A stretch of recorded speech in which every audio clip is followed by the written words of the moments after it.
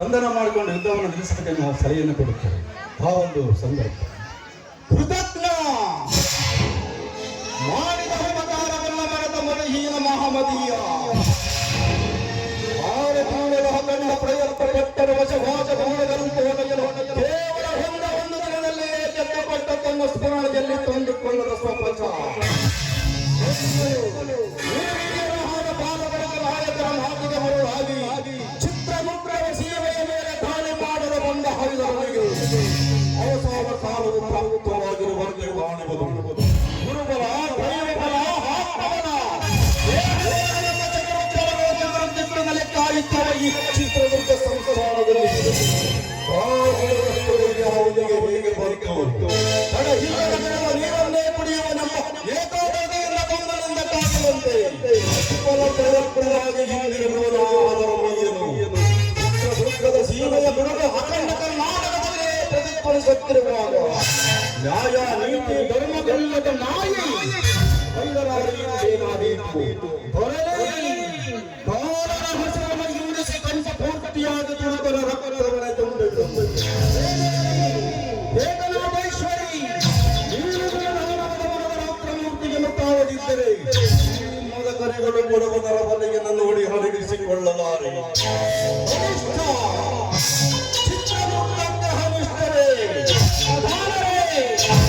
ಇಷ್ಟ ಬಂದ ಕಡೆಗೆ ವಿಜಯದ ವೀರರಥವನ್ನು ಹರಿಸಿ ಚುಂಬಿಸುವ ವೀರ ಮನಗರಿಗಳ ಬಾಹುಗಳ ಕೋಣೆಯಲ್ಲಿ ಭದ್ರವಾಗಿರುವ ಭಾವಗೇತಿ ಕೇಸರಿಗಳ ಸಿಂಹಾಸನ ಸತ್ತಿರುವ ಶಿವಛತ್ರಪತಿಯು ವ್ಯಾಘ್ರನಕವನ್ನು ಹಿಡಿದುಕೊಂಡು ಬಂದರು.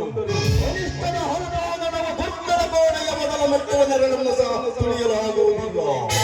ಹೈದರಾಲಿಯು ಕಾಬೂಲಿನ ಕಾಗದವನ್ನು ಹಿಂದೂಸ್ತಾನದ ಕುರುಗ ಸೈನ್ಯವನ್ನು ತಮ್ಮ ಸಹಾಯಕ ಕರೆದುಕೊಂಡು ಬಂದು 12 ವರ್ಷ ಹಗಲು ರಾತ್ರಿ ಕಾಡಿದರೆ ಅನಿಷ್ಟಕ್ಕೆ ಅವಕಾಶವಾಗುವುದಿಲ್ಲ ಈ ಚಿತ್ರದುರ್ಗದಲ್ಲಿ.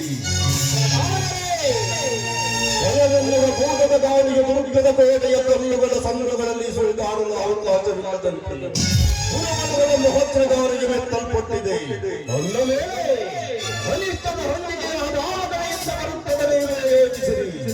ರಣಮಂಡಲದ ರಣಮತಿಯರಿಗಿಂದ ರಣಭೇರಿಗಳ ಭಾರ್ಗರವರೇ ಸಂಧಾವತಾರಿಯ ಮೇಲೆ ಚಂದ್ರಗಾಮಿನಿ ಶಾಮಿಯು ವಿಜಯ ತಾಂಡವ ನೃತ್ಯವಾಗಿದರೆ ದುರ್ಗ ಬಲಿಷ್ಠವರ ತಂದೊಡ್ಡುವುದಾದವೀರನಿಗೆ ಸಾಧ್ಯ.